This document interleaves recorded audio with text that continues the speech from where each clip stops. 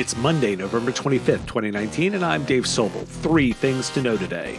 A shift in hacker strategy, insight into Amazon's JEDI challenge, and what is the contract for the web? This is the business of tech. Iranian hackers have previously focused on attacks of standard IT networks and are recognized as some of the most disruptive of the last decade. New reports indicate they are now targeting physical control systems used in electric utilities, manufacturing, and oil refineries. A Microsoft security researcher presented findings that show the shift in activity from Iranian hacker group Apt33, as well as attacks carrying out password spraying, which have increasingly narrowed in scope and targeted around 2,000 organizations a month, with an increase of nearly tenfold in activity. The researcher indicated that while their goals and motivations are unclear, it's suspected they're looking to find the downstream customer and inflict pain leveraging these systems. So why do we care?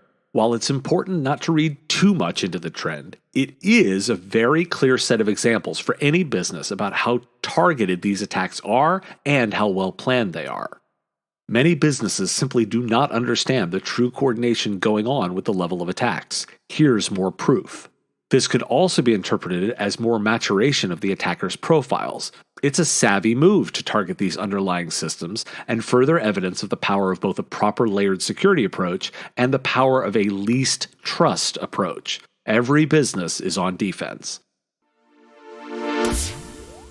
Details of the formal protest of the award of the Pentagon's JEDI contract by Amazon have emerged as the company cited specific comments by President Trump at a rally and journalists. Amazon directly links the president's comments to the award of the Joint Enterprise Defense Infrastructure contract to Microsoft last month. While the protest is under seal, Amazon notified the Court of Federal Claims it intends to use 4 videos as exhibits, of which that rally was one.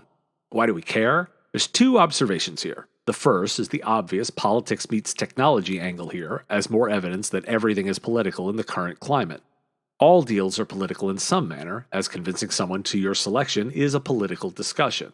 However, there's a big difference between small negotiations and what's being argued here.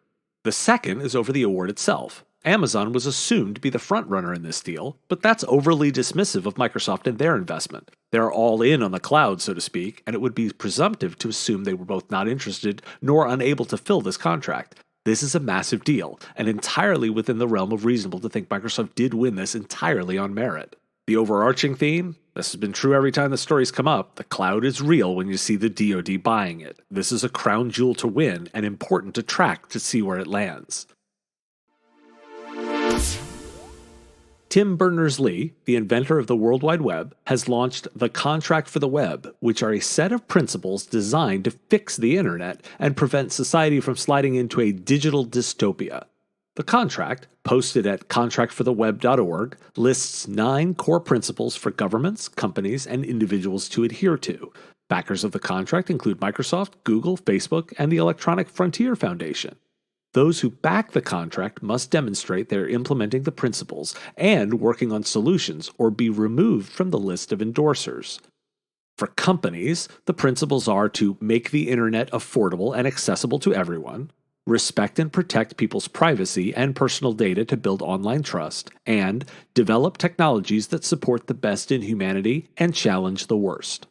For citizens, be creators and collaborators on the web, build strong communities that respect civil discourse and human dignity, and fight for the web.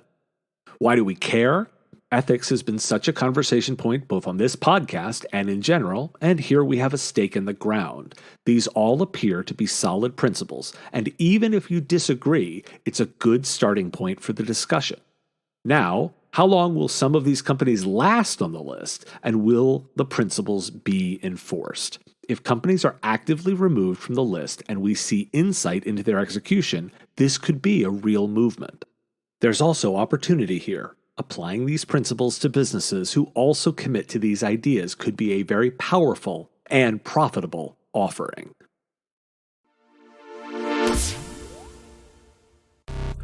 Today's episode was brought to you by the Killing It podcast. Episode 34 is out with a dive into the 4-day workweek study from Microsoft. thinking about work experience before becoming an entrepreneur? And should small IT providers be paying attention to smart cities? 3 hosts, 3 topics, and 1 focus on making money in IT. Catch the show on your favorite podcatcher with links at mspradio.com. Thanks for listening to The Business of Tech. You can find us online at mspradio.com, your favorite podcatcher, and your news flash for Amazon Alexa, or find episodes on Facebook, Twitter, and YouTube. If you like what you hear, please share an episode and help us grow the audience. We'll see you tomorrow.